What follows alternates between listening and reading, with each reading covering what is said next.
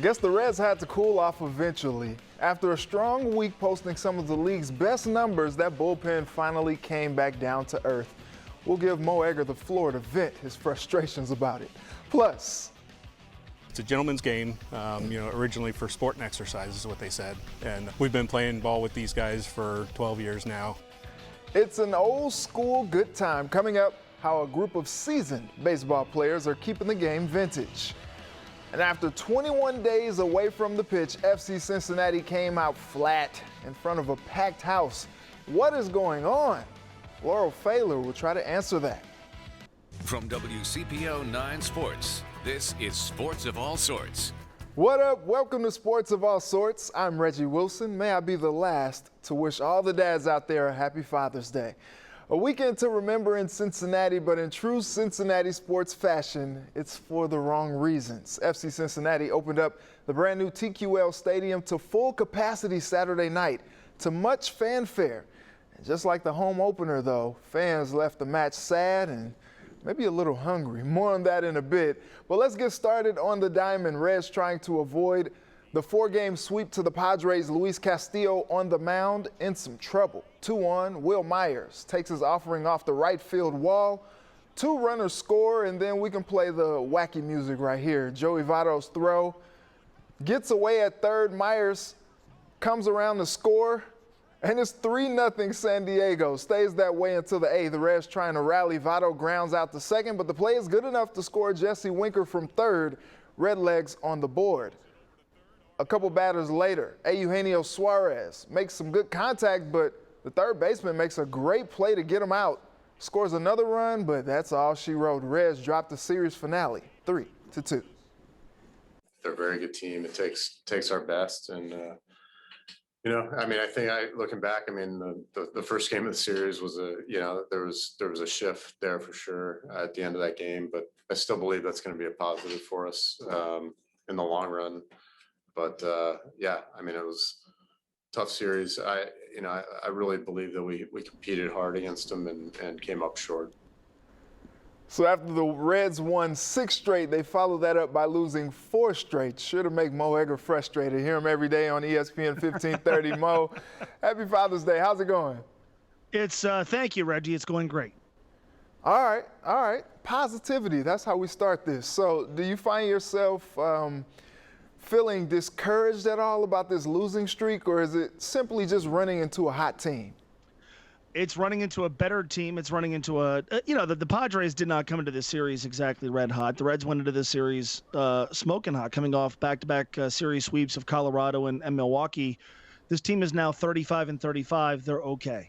And my take on this team with you and my take on this team on the air every afternoon on ESPN 1530 really hasn't wavered all that much. This is a very okay club, average. But it is frustrating that they give away, to a degree, everything they gain, right? Like they got up to a 6-1 start. By the end of April, they were still below 500. They won 6 straight. They then lose 4 straight. Like that's not going to work. You're not going to be able to win 6, 7, 8, 9, 10 games in a row consistently, but you got to be able to avoid long stretches in which you don't win a baseball game. And this team hasn't been able to do that this year. You can't win 6, then lose 4. You can't win 6, then lose 5. You can't go 6-1, then have a 7-game losing streak. Otherwise, you're going to be treading water all year long, and that's what this team is doing. Tough. All right, the Reds head to Minnesota tomorrow. Not a great Twins team. Do you see this series as a good recipe to get back on track? I think the Minnesota Twins are a little bit of a better team than their record might indicate, but yeah, sure. I mean, the thing to me, you referenced the bullpen. We know this bullpen needs help. The starting pitching, I thought for the most part today, Luis Castillo threw the ball really well. He had one bad inning. His defense didn't do him any help. This team's bats have suddenly gone not quiet, but they've quieted a little bit, and so you hope that maybe with the advantage of having the designated hitter in the American League Park tomorrow and Tuesday that they can get back on track. This team is better than they were last year offensively.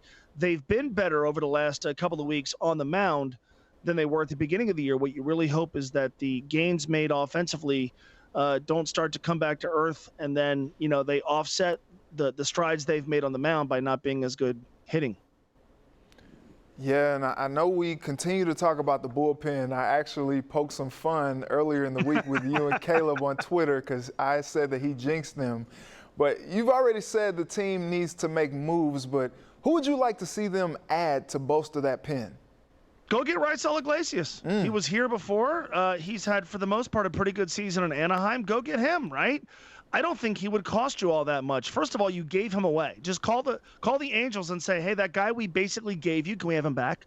I know it's not that simple, but he, to me, would lead the conversation of relief pitchers. Archie Bradley would also be on that list. Archie Bradley, a former Red last year with the Philadelphia Phillies right now.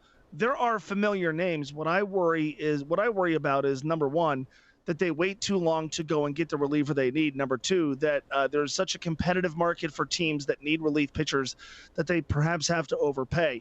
I would be proactive. I would go and get that help right now. And I know there's going to be people who watch this and say, well, look, make it Hunter Green. You can bring up Hunter Green if they deem that he's ready. That's fine. He can't be your only move. Right. You've got to go get an established relief pitcher. And that conversation for me starts with a guy who established himself already in Cincinnati. I mean, I'm not mad at it. The Iglesias trade did kind of strike everyone as just kind of odd, but, you know, I guess they just wanted to. It was a salary dump. I mean, it was a straight salary dump. It wasn't like they were trying to use Raisel Iglesias to try to get better. They did it to cut the salary loose. They didn't get anybody in return. The dude they got in return didn't even make the club. So Yikes. Go and get him back. He's better than almost anybody you have in the bullpen right now. Yeah. All right, and then T.J. Antone, he's coming back. They expect him back on Tuesday. All right, switching gears, Joey Votto showed some fire this weekend. Just real quickly, what are your thoughts about his first inning fireworks yesterday and then saying today that his dad will be proud of him? I love the emotion. I understand the frustration. Joey Votto is important to this team. You can't get kicked out. And look, I love a good umpire-player brouhaha as much as anybody, and I love the fact that he plays with emotion. But the reality is the Reds are better with Joey Votto available than without him. And so there's that. Then there's also, the possibility that he puts himself at the mercy of Major League Baseball, who may suspend him. I get it. People love to see the fire, love to see the emotion, but you can't compromise your own availability. And Joey Votto did that last night. Yeah, and it's weird because, the Reds have already had to endure so many games without him already with that thumb injury. And then he's out yesterday, and then he jeopardizes, future games maybe getting suspended. It just seemed like it went on for far too long yesterday. And he even made a young fan upset. He made good on it today, though. He met her and signed something for her. So that was cute. That was a great moment. But yeah. Like he scored a run today on a hit. So, I mean, obviously they need him, as you said. But, Mo, this team continues to just be a conundrum. I don't know if you figured them out. I haven't figured them out. We'll just continue to stay on this ride. I have figured them out. They're okay. They're not great. They're not as great as everybody thought they were when they swept St. Louis or when they won 6 straight. They're not as terrible as I'm sure everybody thinks they are right now. They are the epitome of okay. They're 35-35. Their record reflects what they are. All right, Mo. Thanks so much for taking the time. Reggie, it's always a pleasure. Thanks. All right. FC Cincinnati enjoyed a beautiful night for soccer last night, and then things went downhill once the match started. Coming up, Laurel Pfahler will tell us why getting a win at home is so elusive for the Orange and Blue.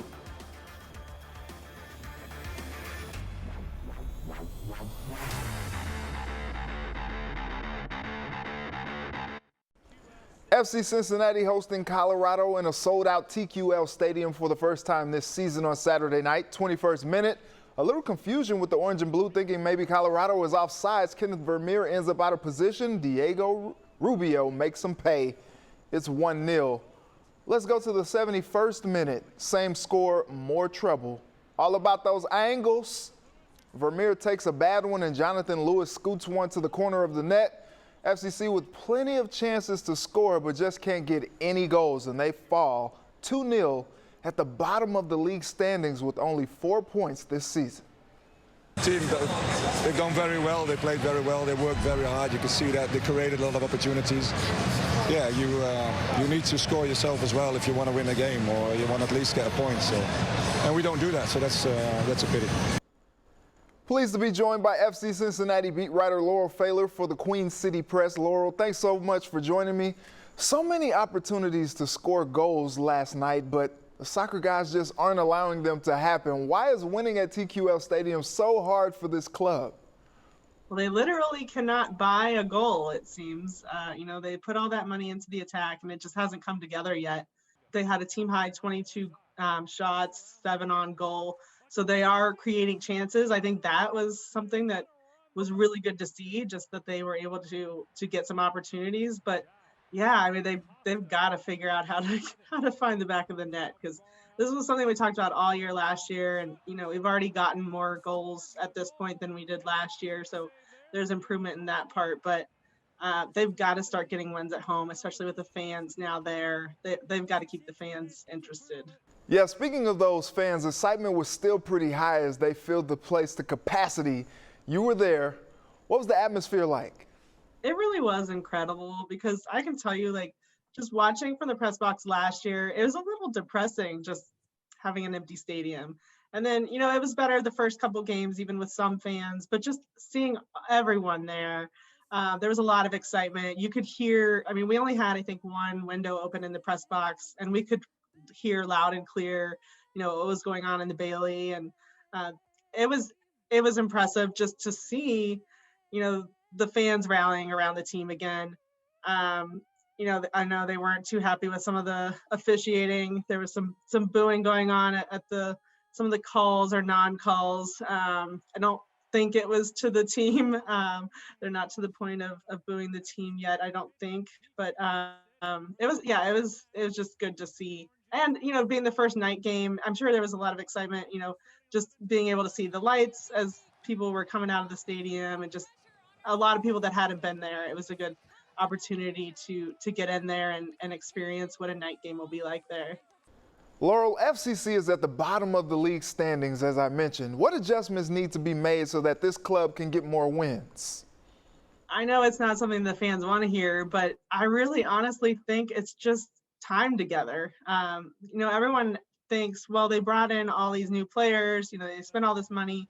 Why are we not seeing the results? But they have to look at where this team has come from. They're coming off 2 last place finishes.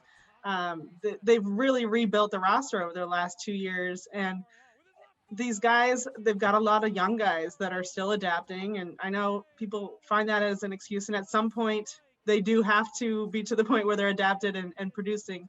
I do think that it's still coming. We are seeing, and I know everyone hates to talk about progress when they're not seeing it in the results, but there are little progress points that we can, point to. But yeah, I think with Chicago coming up on Wednesday, that's going to be, that's a game that honestly, I do think they need to get points out of that one. Chicago is right there at the bottom, 4 points in the Eastern Conference table as well. And this is a game where the fans are looking at, okay, we've seen some progress, but now we need to see it. And this is a team that theoretically, they're struggling as well. This is a game that they really need to get some points. You mentioned that game against Chicago Wednesday night at Soldier Field. FC Cincinnati seems to come alive against other bad squads. Do you expect to see some more goals scored this week?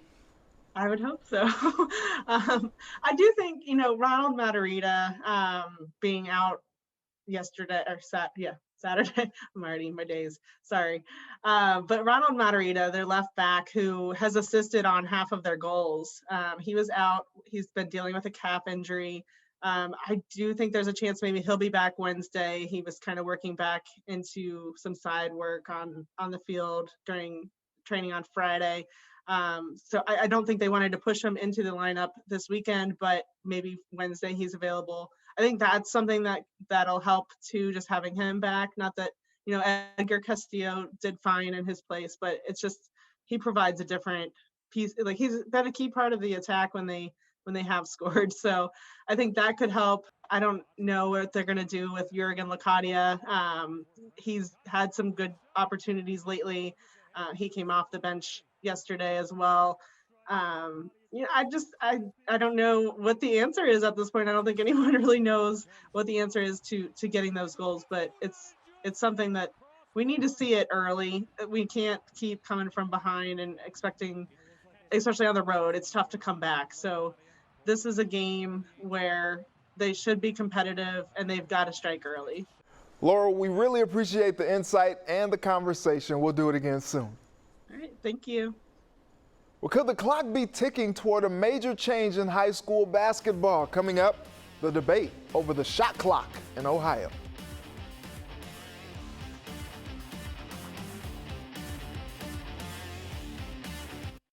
Welcome back. Baseball is known as America's pastime with roots right here in Cincinnati. And a local club is out to show that some traditions of the sport are timeless. Don't adjust your TV settings. This is not a sports scene out of 1869. It's just a group of guys kicking it old school. The average age is about 40, which is, again, great for old people like me. Todd Mattingly and the Black Bottom Nine play in a vintage baseball league at Joyce Park in Fairfield. It's a gentleman's game, originally for sport and exercise is what they said. And we've been playing ball with these guys for 12 years now. You might ask, what is vintage baseball? Allow 10-year player Christian Olsen to explain. It's the pitcher's duty to pitch a strikeable ball, and it's the striker's duty to strike the ball. 1869 rules, there were no gloves. It's a wood bat. It's a real baseball. It's a little bit heavier. It's a little bit bigger. But other than that, it's baseball, and it's barehanded. Yeah, bare hands. We've got a couple of guys on the team that have some S-shaped fingers. Mattingly, affectionately known as Rabbit, It's not a very interesting story. is staying true to tradition, a vintage game with vintage attire to match. It's a wool knit jersey and canvas pants. I'm geared up underneath it too, so yeah, you get a 90-degree day out here, and it's a little warm. On this day, the Black Bottom Nine was defeated by the veteran Red Stockings, but still a good time was had by all. It's competitive, but it's friendly competitive. Once the games are over, we've got a meal set up here. We'll all, have some food together and share some stories. These guys tip their caps to how baseball is played today, but there's nothing like a good throwback.